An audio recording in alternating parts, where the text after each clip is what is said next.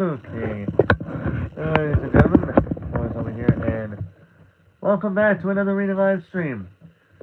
Tonight, I will be reading Goosebumps. Welcome to Dead House.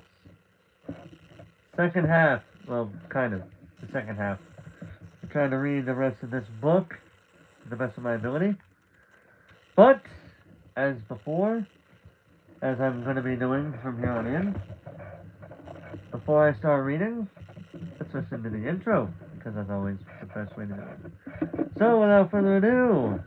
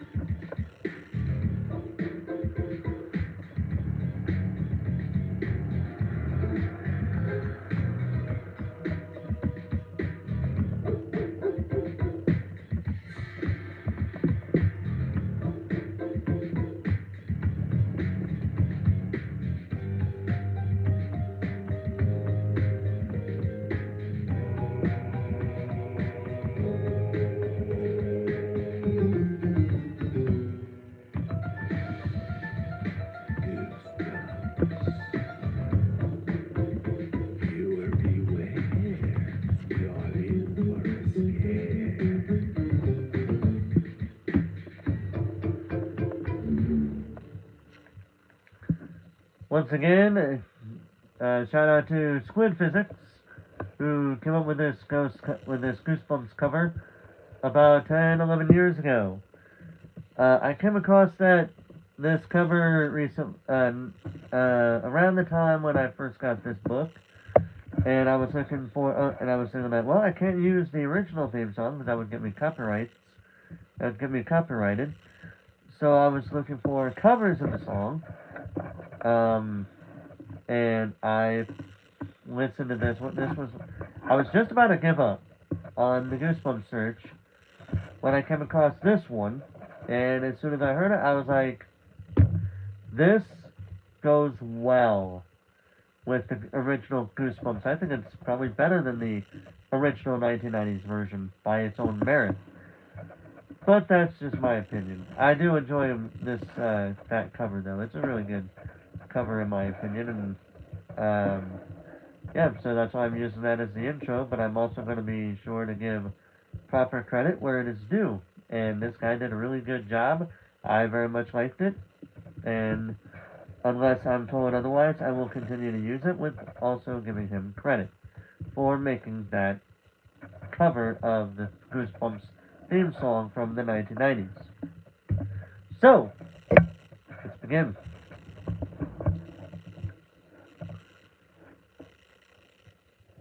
Chapter 8. A hand touched my shoulder. I spun around. It was Josh. I'm not going for a walk unless I can take my basketball, he said. Josh, please. I looked back up to the landing, and the girl was gone. I felt cold all over. My legs were all trembly. I grabbed the banister. Dad! Come here! Please! I called. Josh's face filled with alarm. Hey, I didn't do anything! He shouted.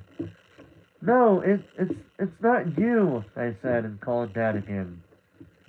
Amanda, I'm kind of busy, Dad said, appearing below at the foot of the stairs, already perspiring from uncreating living room stuff. Dad, I saw someone, I told him. Up there, a girl. Amanda, please, he replied, making a face. Stop saying things, okay? There's no one in this house except for the four of us. And maybe a few mice. Mice? Josh asked with sudden interest. Really?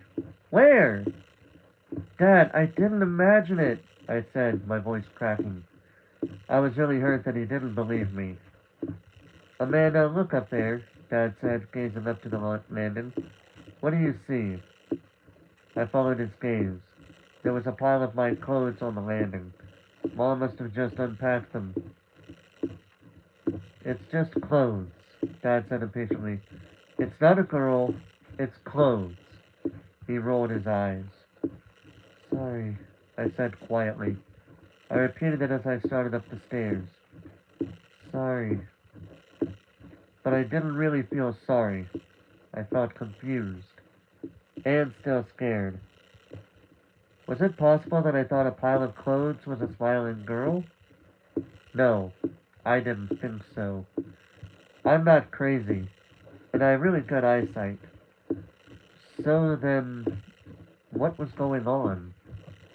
I opened the door to my room, turned on the ceiling light, and saw the curtains billowing in from the bay window. Oh no, not again, I thought. I hurried over to them. This time the window was open. Who opened it? Mom, I guessed. Warm wet air blew into the room. The sky was heavy and gray. It smelled like rain. Turning to my bed, I had another shock. Someone had laid out an outfit for me. A pair of faded jeans and a pale blue sleeveless t-shirt. They were spread out side by side at the foot of the bed. Who had put them there? Mom? I stood at the doorway and called to her. Mom? Mom? Did you pick out clothes for me? I could hear her shout something from downstairs, but I couldn't make out the words. Calm down, Amanda, I told myself. Calm down. Of course Mom pulled the clothes out. Of course Mom put them there. From the doorway I heard whispering in my closet. Whispering and hushed giggling behind the closet door. This was the last straw. What's going on here? I yelled at the top of my lungs. I stormed over to the closet and pulled open the door. Frantically, I pushed clothes out of the way. No one in there. Mice? I thought. Had I heard the mice that Dad was talking about? I've got to get out of here, I said aloud. The room, I realized, was driving me crazy. No, I was driving myself crazy. Imagining all of these weird things. There was a logical explanation for everything. Everything. As I pulled on my jeans and fastened them, I said the word logical over and over in my mind. I said it so many times that it didn't sound like a real word anymore. Calm down, Amanda. Calm down. I took a deep breath and held it to 10. Boo! I know I should have looked at the screen to do that, but I'm not that mean-spirited. It's not Halloween. Not yet, anyway. Josh, cut it out! You didn't scare me, I told him, sounding more cross than I had meant to. Let's get out of here, he said, staring at me from the doorway. This place gives me the creeps. Huh? You too? I exclaimed. What's your problem? He started to say something, then stopped. He suddenly looked embarrassed. Forget it, he muttered. No, tell me, I insisted. What were you going to say? He kicked at the floor molding. I had a really creepy dream last night, he finally admitted, looking past me into the fluttering curtains at the window. A dream? I remembered my horrible dream. Yeah, there were these two boys in my room, and they were mean. What did they do? I asked. I don't remember, Josh said, avoiding my eyes. I just remember they were scary. And what happened? I asked, turning to the mirror to brush my hair. I woke up, he said, and then added impatiently, Come on, let's go. Did the boys say anything to you? I asked. No, I don't think so, he answered thoughtfully. They just laughed. Laughed? Well, giggled, sort of, Josh said. I don't want to talk about it anymore, he snapped. Are we going for this dumb walk or not? Okay, I'm ready, I said, putting down my brush, taking one last look in the mirror. Let's go on this dumb walk. I followed him down the hall. As we passed the stack of clothes on the landing, I thought about the girl I had seen standing there, and I thought about the boy in the window when we first arrived, and then in the two boys Josh had seen in his dream. I decided it proved that Josh and I were both really nervous about moving to this new place. Maybe Mom and Dad were right. We were letting our imaginations run away with us. It had to be our imaginations. I mean, what else could it be?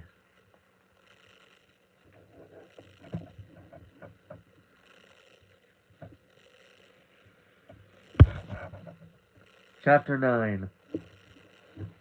A few seconds later, we stepped into the backyard to get Petey. He was as glad to see us as ever, leaping on us with his muddy paws, yapping excitedly, running in frantic circles through the leaves. It cheered me up just to see him.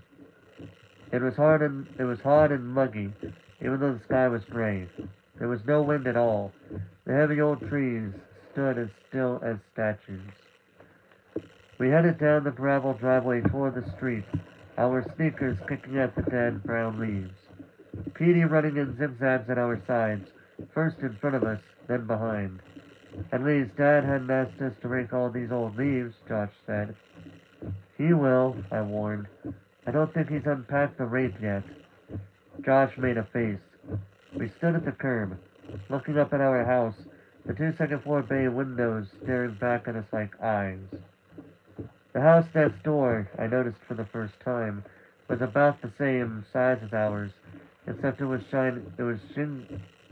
shingle instead of brick. The curtains in the living room were drawn shut. Some of the upstairs windows were shuttered. Tall trees cast the neighbor's house in darkness too. Which way? Josh asked, tossing the stick for Petey to chase. I pointed up the street.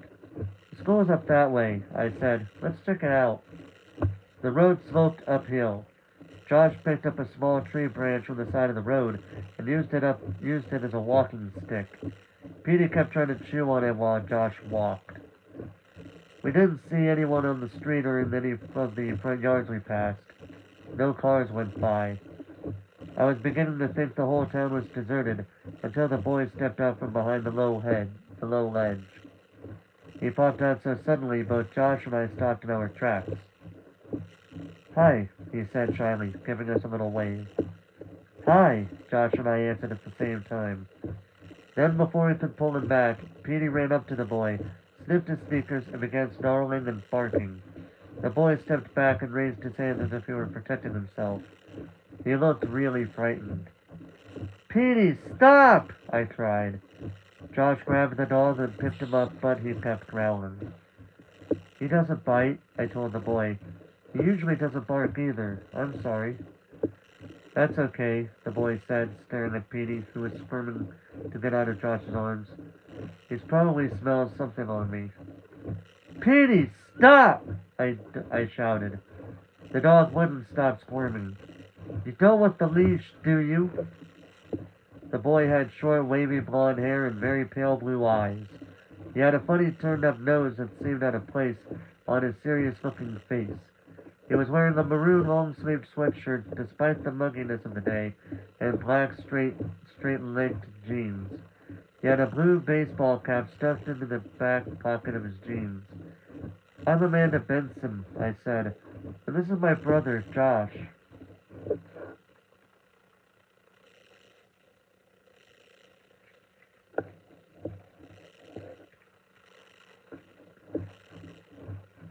Josh hesitantly put Petey back on the ground. The dog yipped once, stared up at the boy, whimpered softly, then sat down in the street and began to scratch himself. I'm Ray Thurston, the boy said, stuffing his hands into his jeans pockets, still staring warily at Petey. He seemed to relax a little, though, seeing that the dog had lost interest in barking and growling at him. I suddenly realized that Ray looked familiar. Where had I seen him before? Where? I stared hard at him until I remembered. And then I gasped in sudden fright. Ray was the boy in my room, the boy in the window. You, I stammered accusingly, you were in our house. He looked confused. Huh? You were in my room, right? I insisted. He laughed. I don't get it, he said. In your room? Peter raised his head and gave a low growl in Ray's direction. Then he went back to his serious scratching. I thought I saw you, I said, beginning to feel a little doubtful. Maybe it wasn't him. Maybe. I haven't been in your house in a long time, Ray said, looking down warily at Petey. A long time? Yeah. I used to live in your house, he replied. Huh. Josh and I stared at him in surprise. Our house? Ray nodded. When we first moved here, he said, he picked up a flat pebble and heaved it down the street. Petey growled and started to changing his mind, and plopped back down on the street, his stub of a tail wagging excitedly. Hairy clouds lowered across the sky. Heavy clouds lowered across the sky. It seemed to grow darker. Where do you live now? I asked. Ray tossed another stone and pointed up the road. Did you like our old house? Our house? Josh asked Ray. Yeah, it was okay, Ray told him. Nice and shady. You liked it? Josh cried. I think it's gross. It's so dark and... Petey interrupted. He decided to start barking at Ray again, running up till he was a few inches in front of Ray, then backing away. Ray took a few cautious steps back to the edge of the curb. Josh pulled the leash from the pocket of his shorts. Sorry, Petey, he said. I held the growling dog while Josh attached the leash to his collar. He's never done this before. Really, I said, apologizing to Ray. The leash seemed to confuse Petey. He tugged against it, pulling Josh across the street, but at least he stopped barking. Let's do something, Josh said impatiently. Like what? Ray asked, relaxing again now that Petey was on the leash. We all thought for a while. Maybe we could go to your house, Josh suggested to Ray. Ray shook his head. No, I don't think so, he said. Not now, anyway. Where is everyone? I asked, looking up and down the empty street. It's really dead around here, huh? He chuckled. Yeah, I thought you could say that, he said. Want to go to the playground behind the school? Yeah, okay, I agreed. The three of us headed up the street, Ray leading the way, me walking a few feet behind him, Josh holding his tree branch in one hand, the leash in the other. Petey running this way, then that, giving Josh a really hard time. We didn't see the gang of kids till we turned the corner. There were 10 or 12 of them, mostly boys, but a few girls too. They were laughing and shouting, shoving each other playfully as they came toward us down the center of the street. Some of them, I saw, were about my age. The rest were teenagers. They were wearing jeans and dark t-shirts. One of the girls stood out because she had long, straight blonde hair and was wearing green spandex tights. Hey, look! A tall boy with slicked black, yeah, a tall boy with slicked back black hair cried and pointed at us. Seeing Ray, Josh, and me, they grew quiet but didn't stop moving toward us. A few of them giggled as if they were enjoying some kind of private joke. The three of us had stopped and watched them approach. I smiled and waited to say hi. Peter was pulling at his leash and barking his head off. Hi guys, the tall boy with the black hair said, grinning. The others thought this was very funny for some reason. They laughed.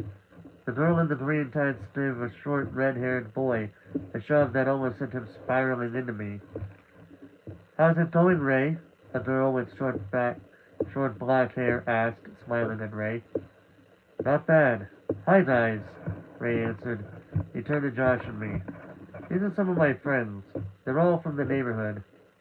Hi, I said, feeling awkward. I wished Petey would stop barking and pulling at his leash like that.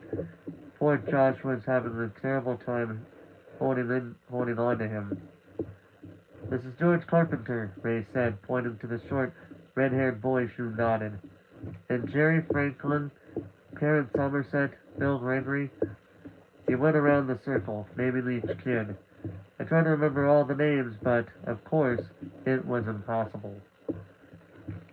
How do you like Dark Falls? One of the girls asked me. I don't really know, I told her. It's my first day here. Really? Seems nice. Some of the kids laughed at my answer for some reason. What kind of dog is that? George Carpenter asked Josh. Josh, holding tight to the leash handle, told him. George stared hard at Petey, studying him as if he had never seen a dog like Petey before. Karen Somerset, a tall, pretty girl with short blonde hair, came up to me while some of the other kids were admiring Petey. You know, I used to live in your house, she said softly. What? I wasn't sure I'd heard her correctly. Let's go to the playground, let's go to the playground, Ray said, interrupting. No one responded to Ray's suggestion. They grew quiet. Even Petey stopped barking. Had Kieran really said that she used to live in our house? I wanted to ask her, but she had stepped back inside the circle of kids. The circle. My mouth dropped open as I realized they had formed a circle around Josh and me. I felt a stab of fear. As I imagined it, was something going on? They all suddenly looked different to me. They were smiling, but their faces were tense, watchful, as if they expected trouble. Two of them, I noticed, were carrying baseball bats. The girl with the green tie stared at me, looking me up and down, checking me out. No one said a word. The street was silent except for Petey, who was now whimpering softly. I felt very afraid. Why were they staring at us like that? Or was my imagination running away with me again? I turned to Ray, who was still beside me. He didn't seem at all troubled, but he didn't return my gaze. Hey guys, I said, what's going on? I tried to keep it light, but my voice was a little shaky. I looked over at Josh. He was busy soothing Petey and hadn't noticed that things had changed. The two boys with baseball bats held him up, waist high, and moved forward. I glanced around the circle, feeling the fear tighten my chest. The circles tightened. The kids were closing in on us.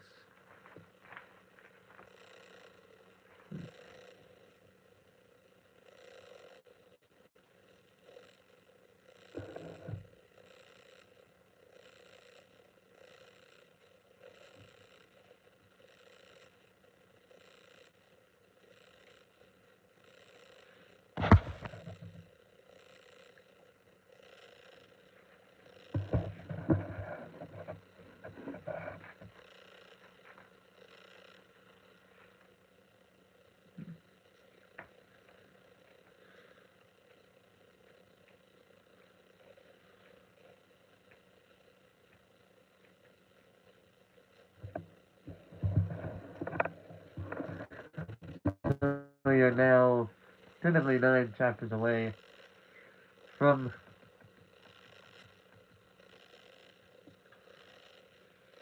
We got, I think, about 9 chapters here. Well,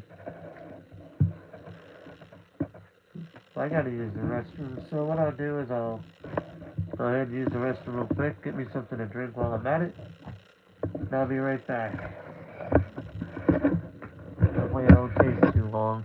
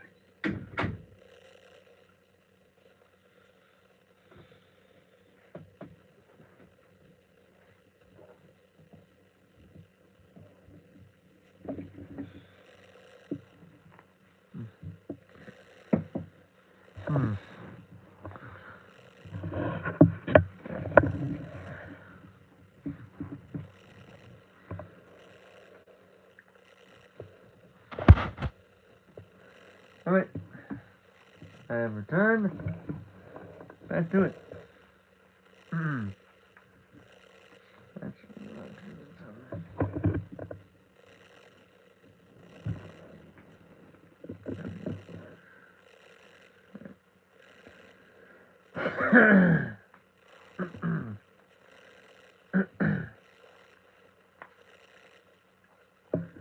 Chapter 10. The black clouds overhead seemed to lower. The air felt heavy and damp. Josh was fussing with Peter's color, and still didn't see what was happening. I wondered if Ray was going to say anything, if he was going to do anything to stop them, but he stayed frozen and expressionless beside me. The circle grew smaller as the kids closed in. I realized I had been holding my breath. I took a deep breath and opened my mouth to cry out.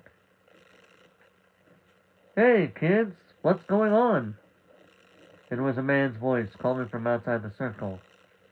Everyone turned to see Mr. Dawes coming quickly toward us, taking long strides as he crossed the street. His open blazer flapping behind him. He had a friendly smile on his face. What's going on? He asked again. He didn't seem to realize that the gang of kids had been closing in on Josh and me. We were heading to the playground, George Carpenter told him, twirling the bat in his hand. You know, to play softball. Good deal, Mr. Dawes said, pulling down his striped tie, which had blown over his shoulder. He looked at the darkening sky. Hope you don't get rained out. Several of the kids had backed up. They were standing in small groups of 2 and 3 now. The circle had completely broken up. Is that bad for softball or hardball? Mr. Dawes asked George. George doesn't know, another kid replied quickly. He's never hit anything with it. The kids all laughed. George playfully menaced the kid, pretending to come at him with the bat. Mr. Dawes gave a little wave and started to leave, but then he stopped, his eyes opened wide with surprise. Hey, he said, flashing me a friendly smile. Josh, Amanda, I didn't see you there. Good morning, I muttered. I was feeling very confused. A moment ago I'd felt terribly scared. Now everyone was laughing and kidding around.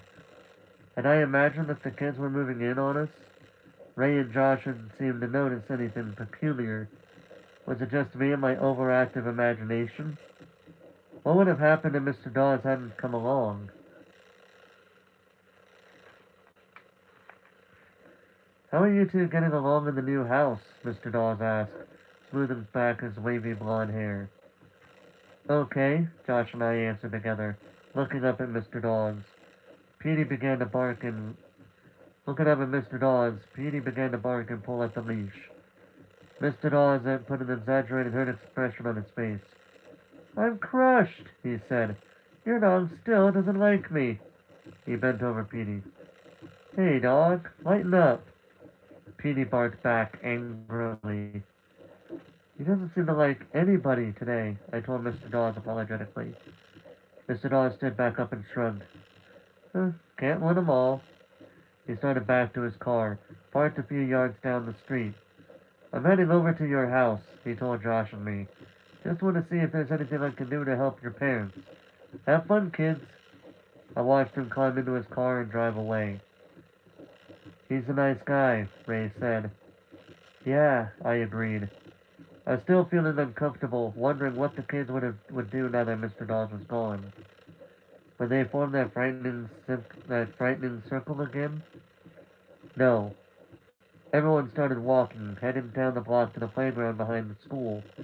They were kidding each other and talking normally, and pretty much ignored Josh and me.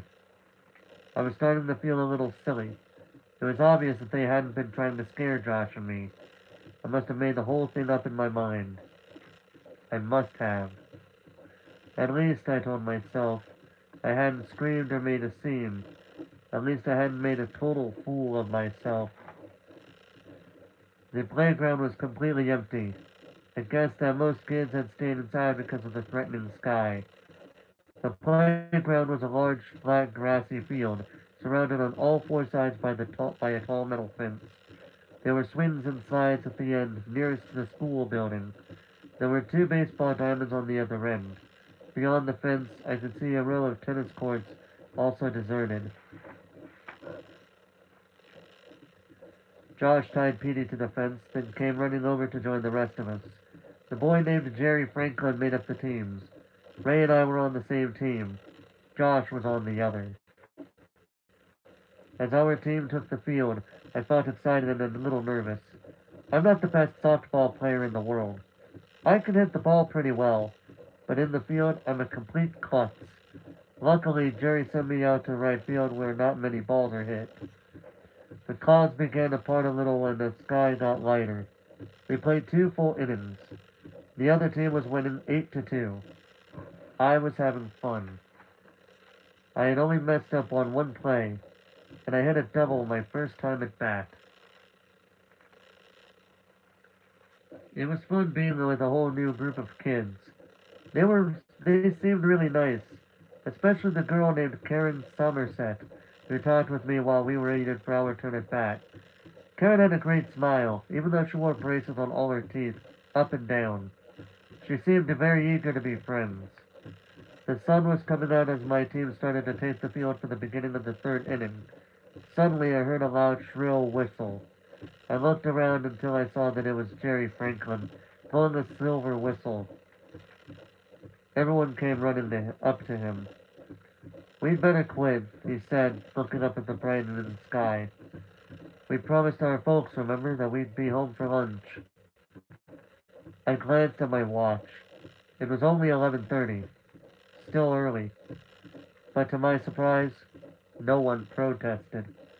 They all waved to each other and called out farewells and then began to run. I couldn't believe how fast everyone left. It was as if they were racing or something. Karen ran past me like the others, her head down, a serious expression on her pretty face. Then she stopped suddenly and turned around. "Nice meeting you, Amanda," she called back. "We should get together sometime." "Great," I called to her. "Do you know where I live?" I couldn't hear her answer very well. She nodded, and I thought she said, "Yes, I know it. I used to live in your house." But that couldn't have been what she said.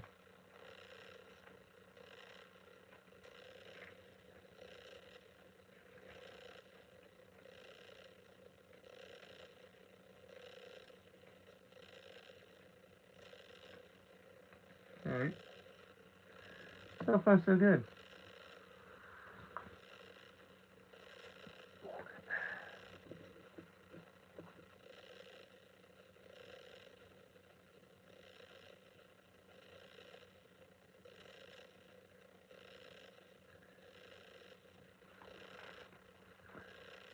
Chapter 11.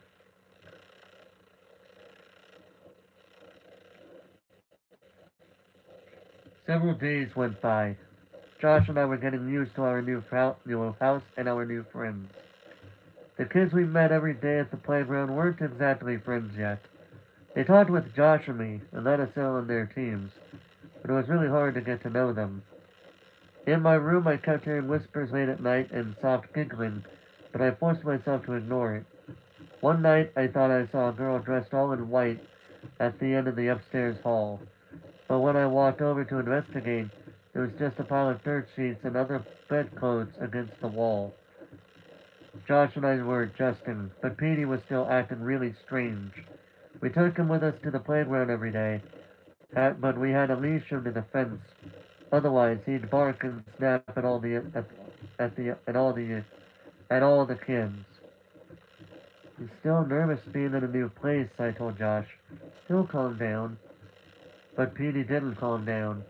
And about 2 weeks later, we were finishing up a softball game with Ray and Karen Somerset and Jerry Franklin and George Carpenter and a bunch of other kids when I looked over to the fence and saw that Petey was gone. Somehow he had broken out of his leash and ran away. We looked for hours, calling, "Petey!" wandering from block to block, searching front yards and backyards, empty lots and woods. Then, after circling the neighborhood twice, Josh and I suddenly realized we had no idea where we were. The streets of Dark Falls looked the same. They were all lined with sprawling old brick or shingle houses, all filled with shady old trees. "I don't believe it. We are lost," Josh said, leaning against a tree trunk, trying to catch his breath. "That stupid dog," I muttered, my eyes searching up the street. "Why did he do this? He's never run away before." "I don't know how he got loose," Josh said, shaking his head and wiping his sweaty forehead with the sleeve of his t-shirt. "I tied him up really well." "Hey, maybe he ran home," I said. The idea immediately cheered me up. "Yeah!" Josh stepped away from the tree and headed back over to me. "I'll bet you're right, Amanda. He's probably been home for hours." "Wow, we've been stupid. We should have checked home first. Let's go!" "Well," I said, looking around at the empty yards, "we just have to figure out which way is home." I looked up and down the street, trying to figure out which way we turned when we left the school playground. I couldn't remember, so we just started walking. Luckily, as we reached the next corner, the school came into sight. We had made a full circle. It was easy to find our way from there. Passing the playground, I stared at the spot on the fence where Petey had been tied. That troublemaking dog. He'd been acting so badly ever since we came to Dark Falls. Would he be home when we got there? I'd hoped so. A few minutes later, Josh and I were running up the gravel driveway, calling the dog's name at the top of our lungs. The front door burst open and Mom, her hair tied in a red bandana, the knees of her jeans covered with dust, leaned out. She and Dad had been painting the back porch. "Where have you two been? Lunchtime was 2 hours ago." Josh and I both answered at the same time. Is Petey here? We've been looking for Petey. Is he here?" Mom's face filled with confusion. "Petey? I thought he was with you. I thought he was with you. I thought he was with you." My heart sank. Josh slumped to the driveway with a loud sigh, sprawling flat on his back in the gravel and leaves. "You haven't seen him?" I asked, my trembling voice showing my disappointment. "He was with us, but he ran away." "Oh, I'm sorry," Mom said, motioning for Josh to get up from the driveway. "He ran away? I thought you'd been keeping him on a leash." "You've got to help us find him," Josh pleaded, not budging from the ground. "Get the car. We've got to find him. Right now." "I'm sure he hasn't gone far," Mom said. "You must be starving. Come in and have some lunch and then we'll—" "No! Right now!" Josh screamed. "What's going on?" Dad, his face and hair covered with tiny flecks of white paint, joined Mom on the front porch. "Josh, what's all the yelling?" We explained to Dad what had happened. He said he was too busy to drive around looking for Petey. Mom said she'd do it, but only after we had some lunch. I pulled Josh up by both arms and dragged him into the house. We washed up and gulped down some peanut butter and jelly sandwiches. Then Mom took the car out of the garage, and we drove around and around the neighborhood, searching for our lost pet.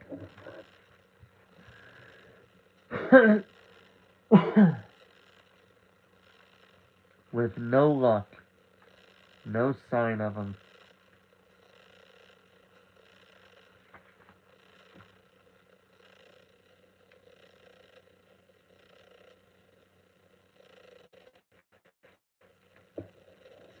Josh and I were miserable.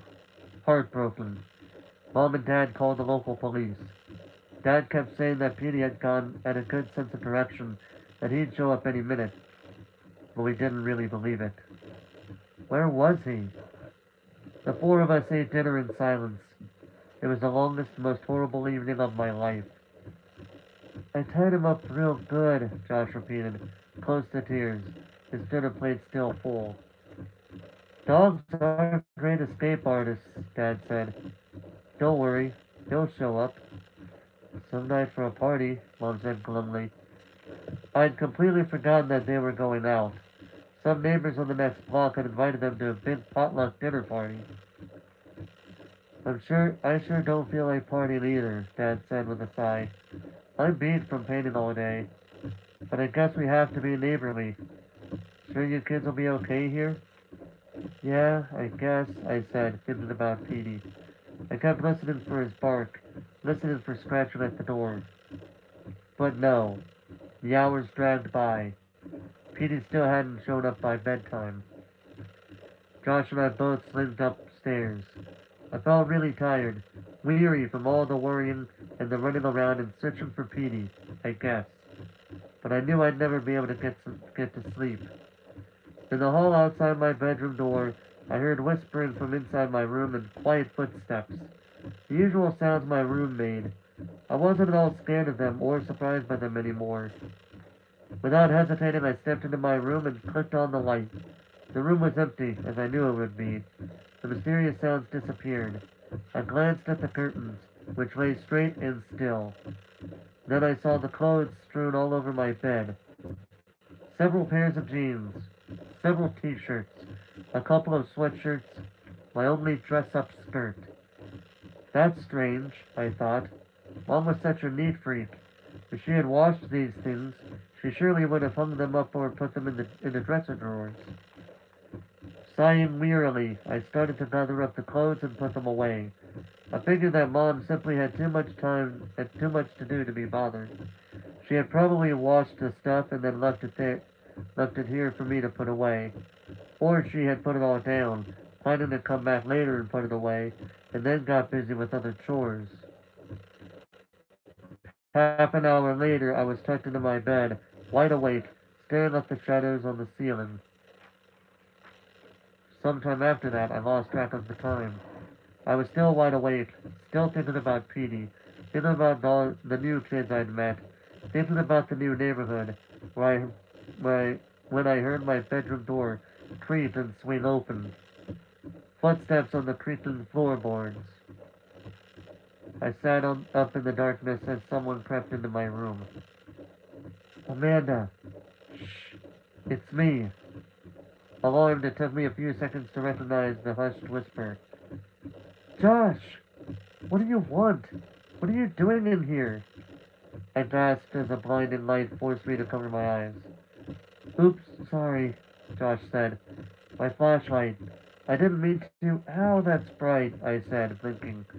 He aimed a powerful beam of white light up at the ceiling. Yeah, it's a halogen light, he said. Well, what do you want? I asked irritably. I still couldn't see well. I rubbed my eyes, but it didn't help.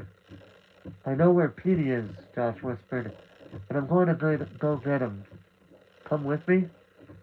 Huh? I looked at the little clock on my bed table. It's after midnight, Josh. So? It won't take long, really. My eyes were nearly normal by now.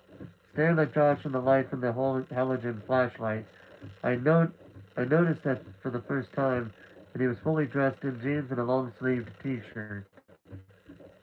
I don't get it, Josh, I said, swinging around and putting my feet on the floor. We looked everywhere. Where do you think Petey is? In the cemetery, Josh answered. His eyes looked big and dark and serious in the white light. Huh?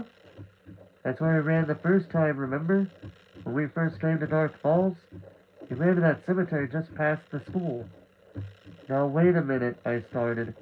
We drove past it this afternoon, but we didn't look inside. He's there, Amanda. I know he is. And I'm going to get him whether you come or not. Josh, calm down, I said, putting my hands on his narrow shoulders. I was surprised to discover that he was trembling. There's no reason for Peter to be in that cemetery. That's where he went the first time, Josh insisted. He was looking for something there that day, I could tell. I know he's there again, Amanda. He pulled away from me. Are you coming or not?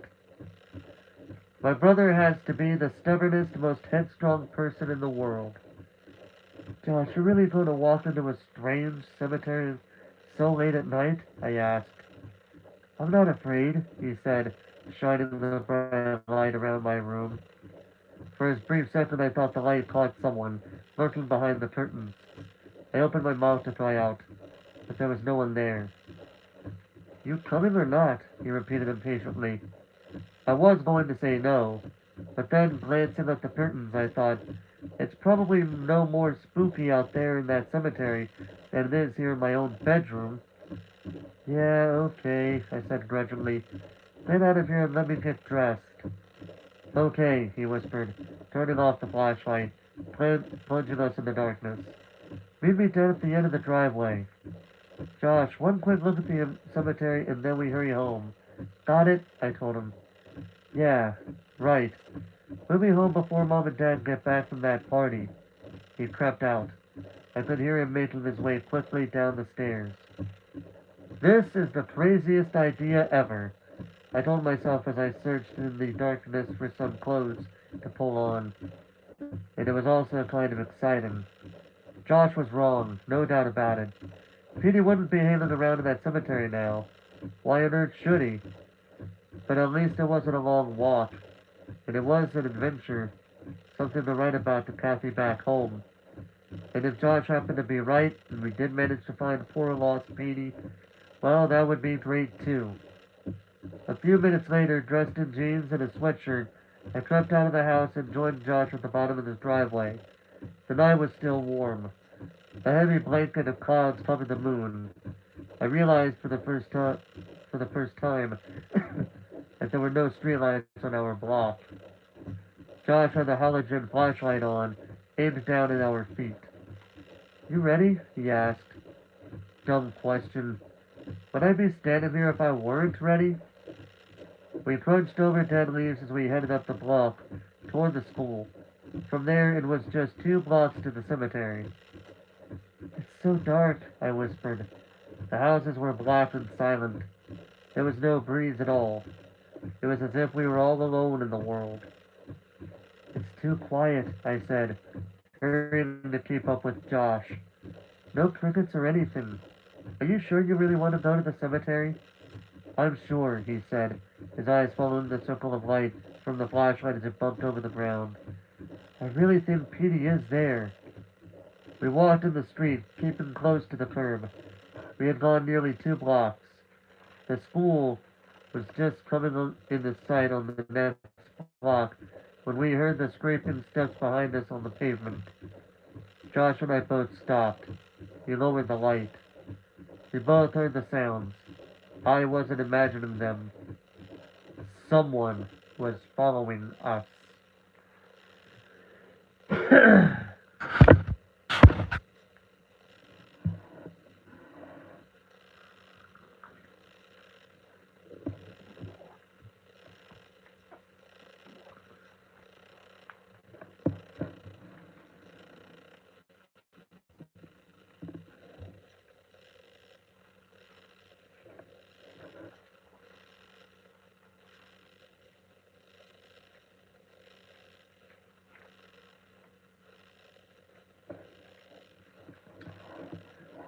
Chapter 12. Josh was so startled the flashlight tumbled from his hand and clattered onto the street. The light flickered but didn't go out. By the time Josh had managed to pick it up, our pursuer had caught up to us. I spun around to face him, my heart pounding in my chest. Ray! What are you doing here? Josh aimed the light at Ray's face, but Light shot his arms up to shield his face and ducked back into the darkness. What are you two doing here? He cried, sounding almost as startled as I did. You scared us, Josh said angrily, aiming the flashlight back down at our feet. Sorry, Ray said. I would have called out, but I wasn't sure it was you. Josh has this crazy idea about where Petey might be, I told him, still struggling to catch my breath. That's why we're out here. What about you? Josh asked Ray. Well, sometimes I have trouble sleeping, Ray said softly. Don't your parents mind you being up so late? I asked. In the glow from the flashlight, I could see a wicked smile cross his face. They don't know. Are we going to the cemetery or not? Josh asked impatiently. Without waiting for an answer, he started jogging up the road, the light bobbing on the pavement in front of him. I turned and followed, wanting to stay close to the light. Where are you going? Ray called, hurrying to catch up. The cemetery. The cemetery! I called back. No, Ray said. You're not. No, wait, I gotta say it more. No, Ray said. You're not. His voice was so low, so threatening, that I stopped. What? You're not going there, Ray repeated. I couldn't see his face. It was hidden in darkness, but his words sounded menacing. Hurry! Josh called back to us. He hadn't slowed down. He didn't seem to notice the threat in Ray's voice, in Ray's words. Stop, Josh! Ray called. It sounded more like an order than a request. You can't go there! Why not? I demanded, suddenly afraid. Was Ray threatening Josh and me?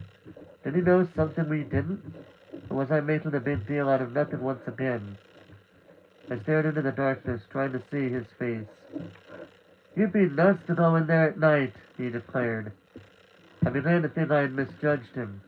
He was afraid to go there. That's why he was trying to stop us. Are you coming or not? Josh demanded, getting farther and farther ahead of us. I don't think we should, Ray warned. Yes, he's afraid, I decided. I only imagined that he was threatening us. You don't have to. But we do, Josh insisted, picking up his speed. No, really, Ray said. This is a bad idea. But now he and I were running side by side to catch up with Josh. Petey's there, Josh said. I know he is. He passed the dark silent school. It seemed much bigger at night. Josh's light flashed through the low tree branches as I turned the corner onto Cemetery Drive. Wait, please, Ray pleaded. But Josh didn't slow down. Neither did I. I was eager to get there and get it over with. I wiped my forehead with my sleeve. The air was hot and still. I wished I hadn't worn long sleeves. I felt my hair. It was dripping wet. The clouds still covered the moon as we reached the cemetery. We stepped through a gate in the low wall. In the darkness, I could see the crooked rows of gravel stones. Josh's light traveled from stone to stone, jumping up and down as he called, Petey! He called suddenly, interrupting the silence. He disturbing the sleep of the dead, I thought, feeling a sudden chill of fear. Don't be silly, Amanda. Petey! I called, too, forcing that away my morbid thoughts. This is a very bad idea, Ray said, standing right very close to me. Petey! Petey! Josh called. I know it's a bad idea, I admitted to Ray. But I didn't want Josh to come here by himself. But we shouldn't be here, Ray insisted. I was beginning to wish he'd go away. No one had forced him to come. Why was he giving us such a hard time? Hey, look at this! Josh called from several yards up ahead. My sneakers crunching over the soft ground. I hurried between the rows of graves. I hadn't realized that we had already walked the entire length of the graveyard. Look, Josh said again, his flashlight playing over a strange structure built at the edge of the cemetery. It took me a little while to figure out what it was in the small circle of light. It was so unexpected. It was some kind of theater. An amphitheater, I guess you'd call it. Circular rows of bench seats dug into the ground, descending like stairs to a low stage-like platform at the bottom. What on earth? I exclaimed. I started forward to get a closer look. Amanda, wait. Let's go home, Ray called. He grabbed at my arm, but I hurried away, and he grabbed only air. Weird. Who would build an outdoor theater at the edge of a cemetery? I asked. I looked back to see if Josh and Ray were following me, and my sleeper caught against something. I stumbled to the ground, hitting my knee hard. Ow! What was that? Josh shone the light on it, and I climbed slowly, painfully, to my feet. I had tripped over an enormous, upraised tree root. In the flickering light, I followed the gnarled root over to a wide, old tree several yards away. The huge tree was bent over the strange bent below-ground theater, leaning at such a low angle that it looked like to topple over at any second. Big clumps of roots were raised up from the ground. Overhead, the tree's branches, heavy with leaves, seemed to lean the ground.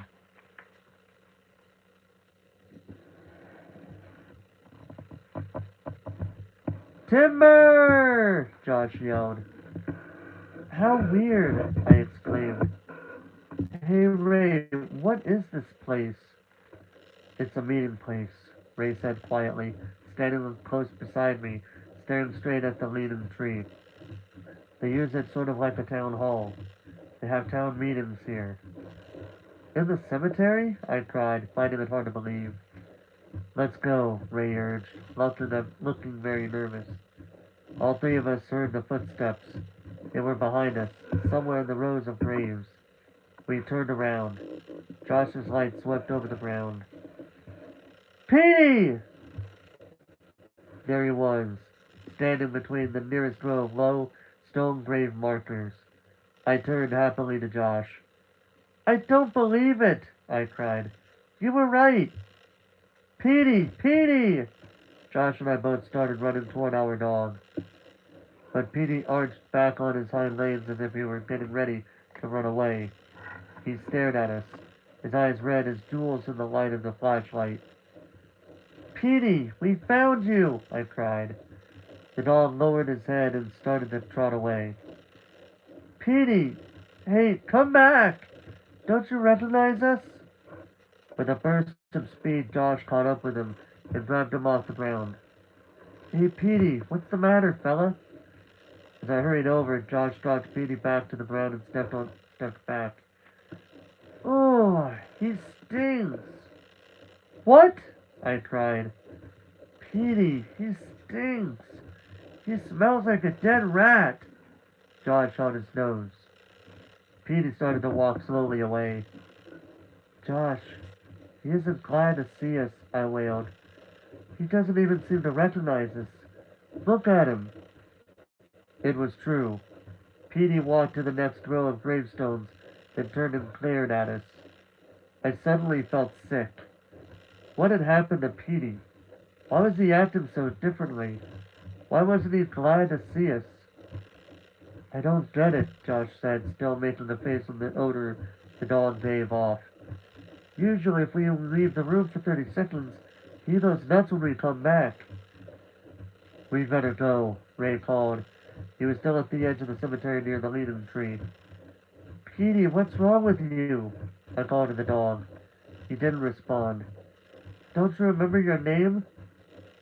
Petey? Petey? Yuck! What a stink! Josh exclaimed. We've got to get him home and give him a bath, I said. My voice was shaking. I felt really sad. And frightened. Maybe this isn't Petey, Josh said thoughtfully. The dog's eyes again glared red in the beam of light. It's him, all right, I said quietly. Look, he's grabbing the leash. Go get him, Josh, and let's go home. You get him, Josh cried. He smells so bad. Just grab his leash. You don't have to pick him up, I said. No, you! Josh was being stubborn again. I could see that I had no choice. Okay, I said. I'll go get him, but I'll need the light. I grabbed the flashlight from Josh's hand and started to run toward Petey. Sit, Petey! Sit! I ordered. It was the only command Petey ever obeyed. But he didn't obey it this time. Instead, he turned and trotted away, holding his head down low. Petey, stop! Petey, come on! I yelled, exasperated. Don't make me chase you! Don't let him get away! Josh yelled, running up behind me. I moved the flashlight from side to side along the ground. Where is he? Petey! Petey! Josh called, sounding shrill and desperate. I couldn't see him. Oh no. Don't tell me you've lost him again, I said. We both started to call him. What's wrong with that mutt? I cried. I moved the beam of light down one long row of gravestones, then moved quickly down the next. No sign of him. We both kept calling his name. And then the circle of light came to rest on the front of a granite tombstone. Reading the name on the stone, I stopped short and gasped. Huh? Josh! Look!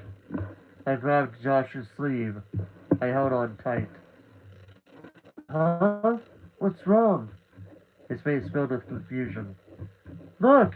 The name on the gravestone! It was Karen Somerset. Josh read the name. He stared at me, still confused. That's my new friend Karen. The one I talk to on the playground every day, I said. Huh? It must be her grandmother or something, Josh said, and then added impatiently, Come on, let's look for Petey. No, look at the dates, I said to him. We both read dates under Karen Somerset's name. 1960 to 1972. It can't be her mother or grandmother, I said, keeping the beam of light on the stone despite my trembling hand. This girl died when she was 12, my age. And Karen was 12 too. She told me. Amanda, Josh scowled and looked away. But I took a few steps and beamed the light onto the next gravestone. There was a name on it I'd never heard before. I moved on to the next stone. Another name I'd never heard. Amanda, come on! Josh whined. The next gravestone had the name George Carpenter on it, 1975 to 1988. Josh, look! It's George on the playground, I called. Amanda, we have to get Petey, he insisted. But I couldn't pull myself away from the gravestones. I went from one to the next, moving the flashlight over the engraved letters. To my growing horror, I found Jerry Franklin and then Bill Gregory. All the kids we had played softball with. They all had gravestones here. My heart thudded. I moved down the crooked row, my sneakers sinking into the soft grass. I felt numb with fear. I struggled to hold the light steady as I beamed it out onto the last stone in the row. Ray Thurston, 1977 to 1988. Huh? I could hear Josh calling me, but I couldn't make out what he was saying. The rest of the world seemed to fall away. I read the deeply etched inscription again. Ray Thurston, 1977 to 1988. I stood there, staring at the letters and numbers. I stared at them until they didn't make sense anymore, until they were just a gray blur. Suddenly, I realized that Ray had crept up beside the gravestone and was staring at me. Ray, I managed to say, moving the light over the name on the stone. Ray, this one is... you! His eyes flared, glowing...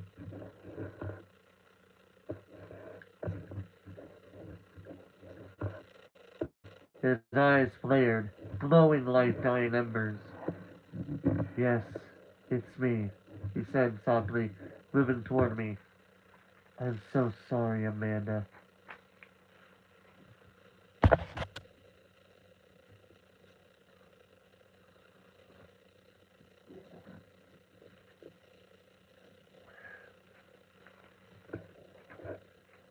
Chapter 13.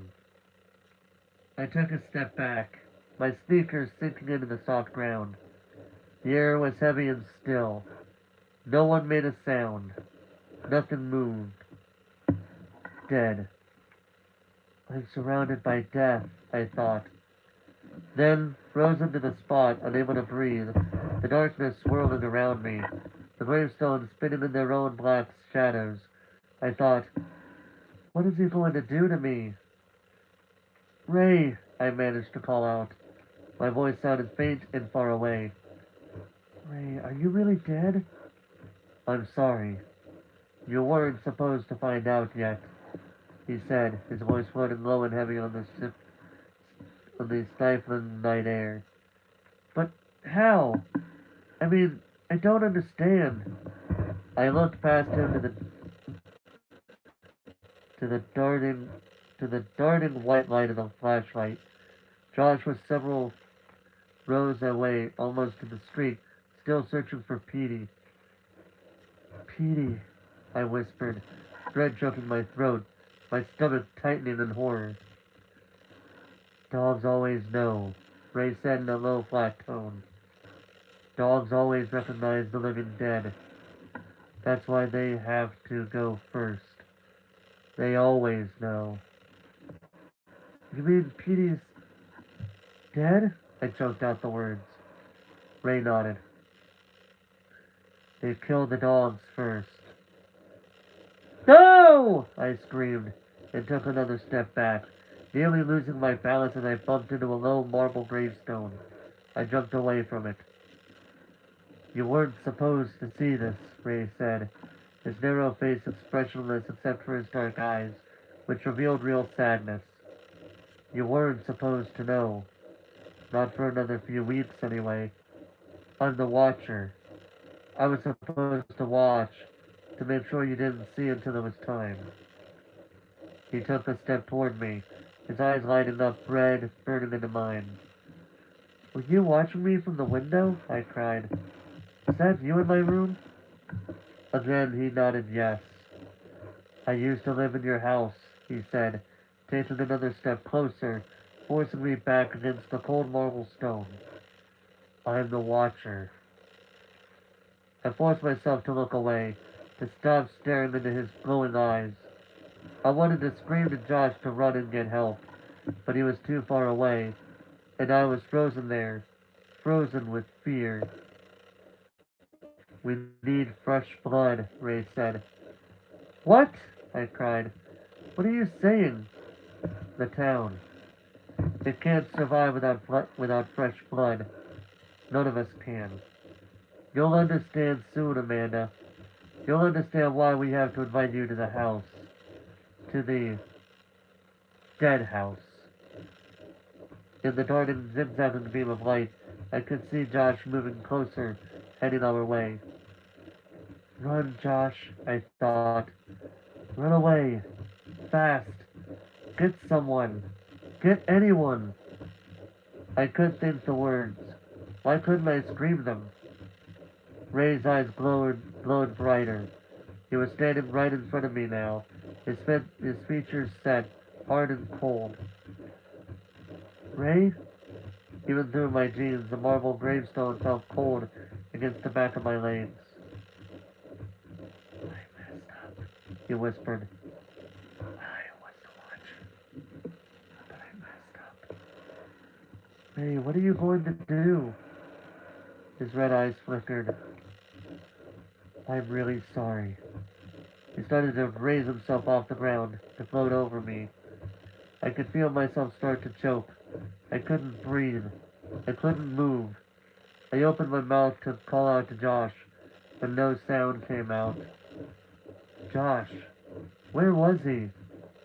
I looked down the rows of gravestones, but couldn't see his light. Ray floated up a little higher. He hovered over me, choking me somehow, blinding me, suffocating me. I'm dead, I thought. Dead.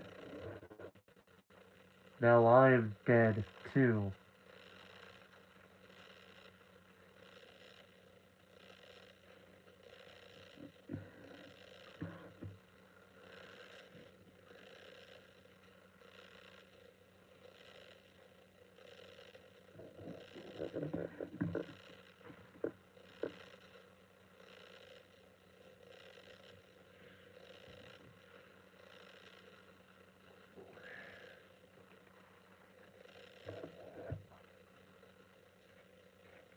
Chapter 14. And then, suddenly, light broke through the darkness. The light shone in Ray's face, the bright white halogen light. What's going on? Josh asked in a high-pitched, nervous voice. Amanda, what's happening? Ray cried out and dropped back to the ground. Turn it off! Turn it off! He screeched, his voice a shrill whisper, like wind through a broken window pane. But Josh saw the bright beam of light on Ray. What's going on? What are you doing? I could breathe again. As I stared into the light, I struggled to stop my heart from pounding so hard. Ray moved his arms to shield himself from the light, but I could see what was happening to him. The light had already done its damage. Ray's skin seemed to be melting. His whole face sagged, then fell, dropping off his skull. I stared into the circle of white light, unable to look away, as Ray's skin folded and drooped and melted away. As the bone underneath was revealed, his eyeballs rolled out of their sockets and fell silently to the ground. For a kid-friendly book, that's kind of gruesome. Josh, frozen in horror, somehow held the bright light steady, and we both stared at the grinning skull, and Star Creator staring back at us. Oh! I shrieked as Ray took a step toward me. But then I realized that Ray wasn't walking. He was falling. I jumped aside as he crumpled to the ground, and gasped his skull hit the top of the marble gravestone, and cracked open with a sickening splat. Come on! Josh shouted. Amanda, come on! He grabbed my hand and tried to pull me away. But I couldn't stop staring down at Ray, now a pile of bones inside a puddle of crumpled clothes. Amanda, come on! Then, before I realized it, I was running beside Josh so fast as I could down a long row of graves toward the street. The light flushed against the blur of gravestones as we ran, slipping on the soft dew-covered grass, gasping in the still hot air. We've got to tell Mom and Dad. We've got to get away from here, I cried.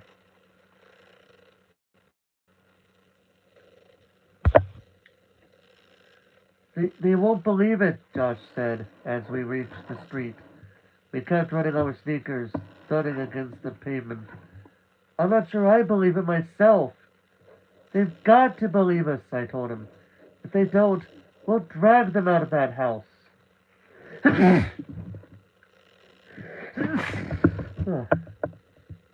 Excuse me.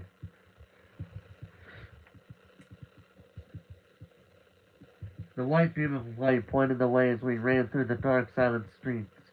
There were no street lights, no lights in the windows of the houses we passed, no car headlights. Such a dark world we had entered, and now it was time to get out. We ran the rest of the way home. I tried looking back to see if we were being followed, but I didn't see anyone. The neighborhood was still and empty. I had a sharp pain in my side as we reached home, but I forced myself to keep running, up the gravel driveway with its thick blanket of dead leaves, and onto the front porch. I pushed open the door and both Josh and I started to scream. Mom! Dad! Where are you? Silence. We ran into the living room. The lights were all off.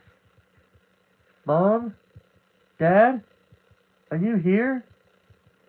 Please be here, I thought, my heart racing, the pain in my side still sharp.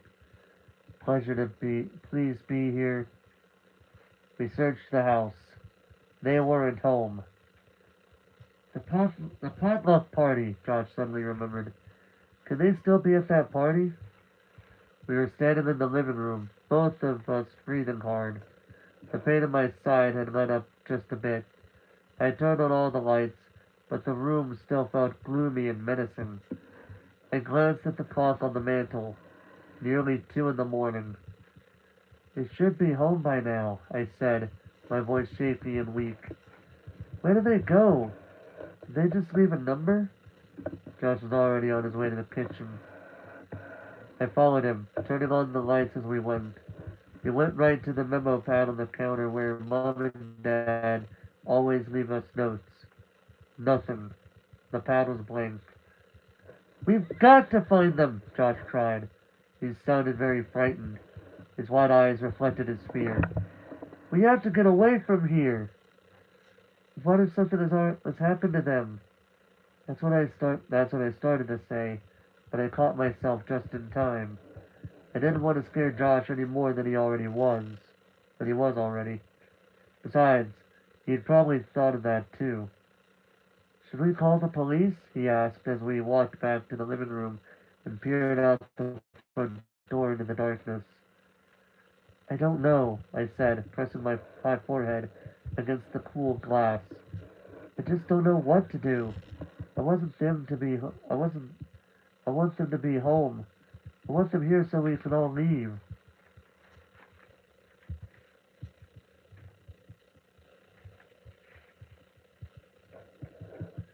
What's your hurry? A girl's voice said from behind me. Josh and I both cried out and spun around. Karen Somerset was standing in the center of the room, her arms crossed over her chest. But you're dead, I blurted out. She smiled. A sad smile. A bitter smile. And then two more kids stepped in from the hallway. One of them clicked off the lights.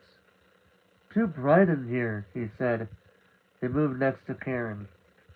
And another kid, Jerry Franklin, another dead kid, appeared by the fireplace, and I saw the girl with short black hair, the one I had seen on the stairs, move beside me on the curtains, by the curtains. They were all smiling, their eyes glowing dully in the dim light, all moving in on Josh and me.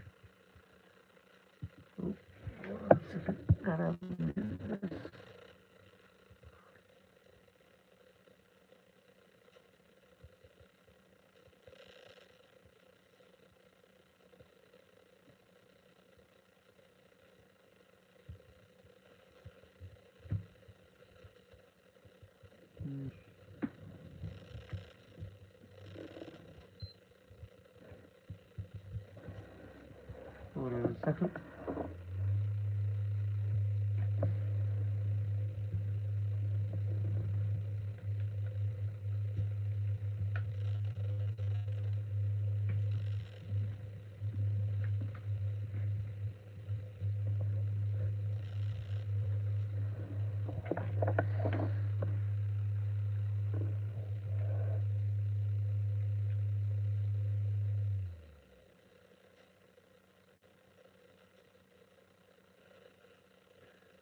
What do you want?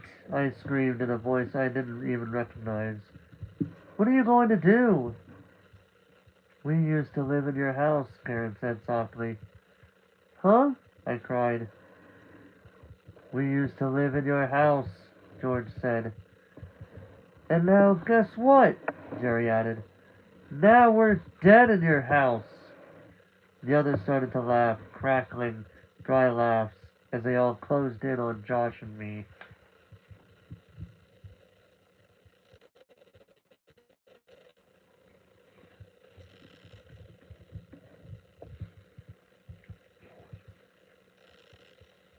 Hmm. We are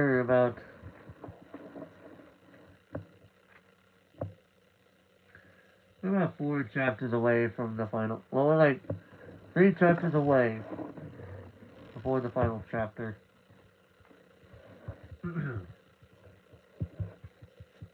Chapter 15. They're going to kill us! Josh cried. I watched them move forward in silence. Josh and I had backed up to the window. I looked around the dark room for an escape route, but there was nowhere to run. Karen, you're so nice, I said. The words just tumbled out. I hadn't thought before I said them. Her eyes glowed a little brighter. I was nice, she said in a gloom monotone, until I moved here. We were all nice, George Carpenter said in the same low monotone. But now we're dead. Let us go! Josh cried, raising his hands in front of him as if to shield himself. Please, let us go! They laughed again. The dry horse laughter. Dead laughter. Don't be scared, Amanda, Karen said. Soon you'll be with us. That's why they invited you to this house. Huh? I don't understand, I cried, my voice shaking. This is Dead House. This is where everyone lives when they first arrive in Dark Falls, when they're still alive. This seemed to strike the others as funny. They all snickered and laughed. But our great uncle, Josh started. Karen shook her head, her eyes almost glowing with amusement. No, sorry, Josh. No great uncle. It was just a trick to bring you here. Once every year, someone new has to move here. Other years, it was us. We lived in this house until we died. This year, it's your turn. We need new blood, Jerry Franklin said, his eyes glowing red in the dim light. Once a year, you see, we make new blood. Moving forward in silence, they hovered over Josh and me. I took a deep breath, a last breath, perhaps, and shut my eyes. And then I heard them knock on the door. A loud knock, repeated several times. I opened my ears. The ghostly kids all vanished. The air smelled sour. Josh and I stared at each other, dazed as the loud knocking started again.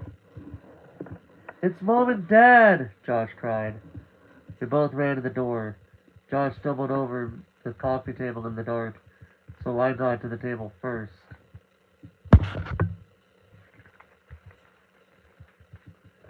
Mom! Dad! I cried, pulling open the door. Where have you been? I reached out my arms to hug them both, and stopped with my arms in the air. My mouth dropped open, and I uttered a silent cry. Mr. Dawes! Josh exclaimed, coming up beside me. We thought, oh, Mr. Dawes, I'm so glad to see you, I cried happily, pushing over the screen down for him. Kids, you're okay? He asked, eyeing us both, his handsome face tight with worry. Oh, thank God, he cried. I got here in time. Mr. Dawes, I started, feeling so relieved. I had tears in my eyes. He grabbed my arm. There's no time for talk, he said, looking behind him to the street. I could see his car in the driveway. The engine was running. Only the parking lots were on. We've got to get you kids out of here while there's still time. Josh and I started to follow him, but then hesitated. What if Mr. Dawes was one of them? Hurry, Mr. Dawes urged, holding up on the screen door, gazing nervously out into the darkness. I think we're in a terrible danger. But I started staring at his frightened eyes, trying to decide if we could trust him. I was at the party with your grandparents.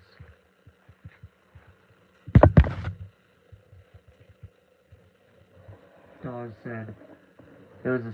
All of a sudden, they formed a circle. Everyone, almost your parents and me, 30, they started to close in on us. Hmm.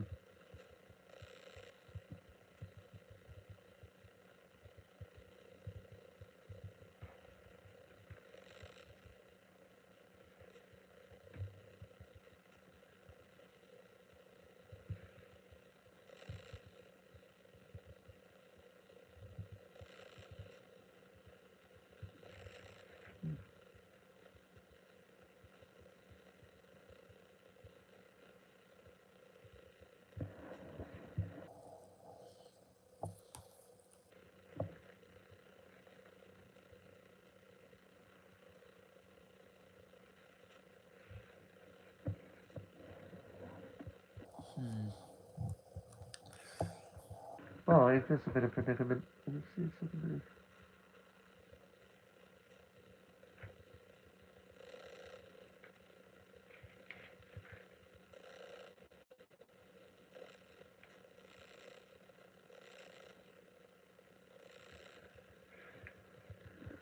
Hmm.